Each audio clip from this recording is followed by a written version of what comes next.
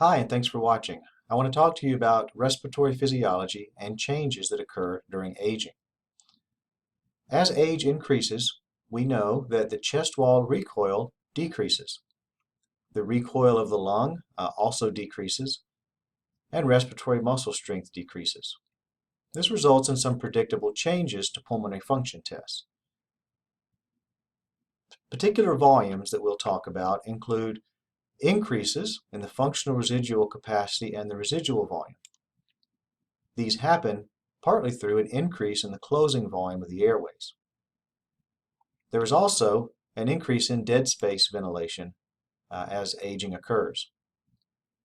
Specifically measured values that are also affected include the FEV1 and the FVC, which both decline with aging, as well as the FEV1 over FVC ratio.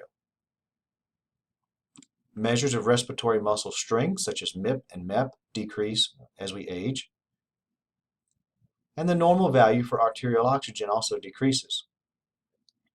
Lastly, the total capacity for exercise, the VO2 max, decreases as well.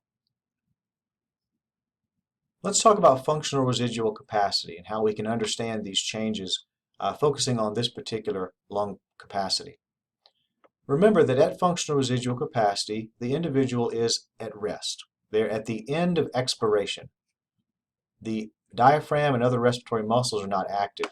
So what you have is really a certain capacity, a certain lung volume, which is determined mainly by the balance between the recoil outward of the chest wall and the recoil inward of the lungs themselves.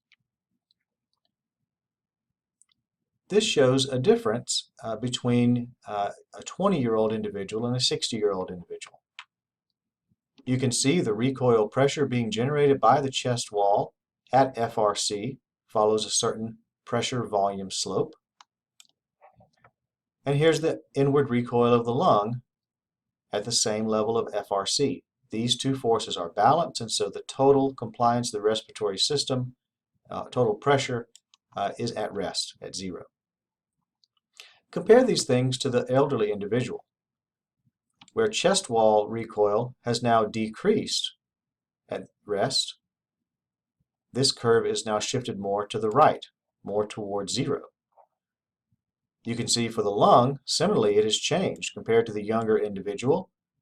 The older individual has a lung compliance that is decreased. The net result of this is that the FRC occurs at a higher lung volume than in the younger person. Residual volume similarly is higher as for the 60-year-old compared with the 20-year-old. This is showing the same thing in a different way. So you see normal residual volume as a percentage of total lung capacity is increasing over the decades, as is functional residual capacity. This is a result of decreased elasticity of the lungs, which contribute to an increased closing volume, as well as changes in the compliance of the thoracic cage, and the balance between those two increasing functional residual capacity. This graph demonstrates another way to look at the changes with aging, focusing on the FEV1. This is a graph of the FEV1% predicted over a person's lifespan if it were normalized to 100% normal, being that individual's FEV1 at age 20. So you can see early in life, certainly during childhood and teenage years, a person tends to grow and their FEV1 increases.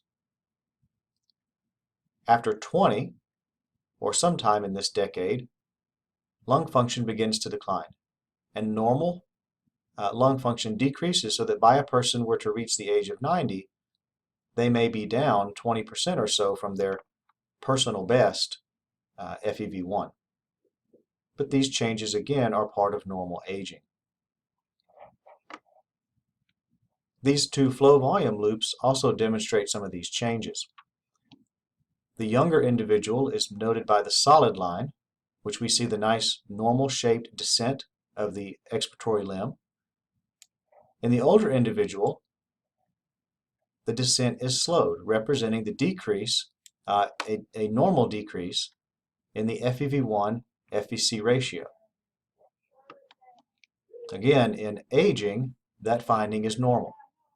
This is one reason why the FEV1 FVC ratio has been known to differ in normal populations based on age. So again, aging impacts a number of values, a number of things about pulmonary physiology, as we can see listed again here.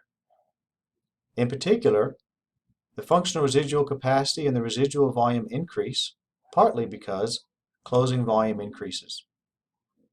Dead space is also increased. We haven't talked about that in detail today.